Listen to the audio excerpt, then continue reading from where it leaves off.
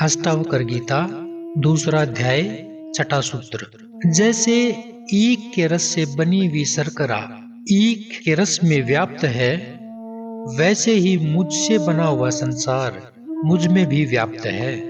राजा जनक एक और उदाहरण देकर विश्व और आत्मा की अभिन्नता को स्पष्ट करते हुए कहते हैं कि ईख के रस से चीनी बनती है।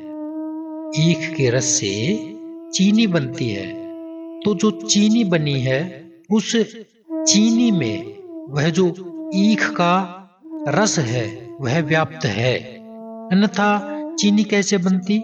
इसी प्रकार यह जो समस्त संसार है उस एक आत्म तत्व यानी ब्रह्म द्वारा ही व्याप्त है, वरना इस संसार की उत्पत्ति कैसे होती फिर। इसी प्रकार चीनी में जो मिठास है वह उस रस का ही मिठास है। अनेकों प्रकार की मिठाइयों में जो मिठास है वह उस रस में व्याप्त मिठाई ही है। जिसे इस रस का ज्ञान नहीं वो चीनी, मिश्री, गुड़ मिठाई आदि को भिन्न भिन्न मानेंगे ही, उनमें अभिन्नता नहीं देख पाएंगे, उन्हें एकत्व का बोध नहीं होगा। वे कहेंगे चीनी, गुड़, मिश्री आदि के रूप, रंग, गुण भिन्न भिन्न है, तो फिर इन्हें हम एक कैसे कह सकते हैं। किंतु ज्ञानी जो उस रस को जानते हैं वो कहते हैं कि यह संपूर्ण मिठास उस रस में व्याप्त है, उस रस के माध्यम से है। वह इस मिठास में वह रस व्याप्त है।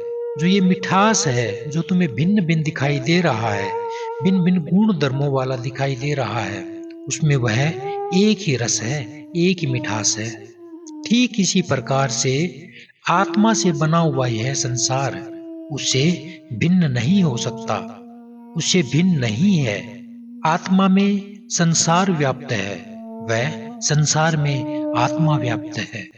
राजा जनक को इस परम तत्व आत्मा की अनुभूति हुई, जिससे इन्हें इस अभिन्नता का अनुभव हुआ।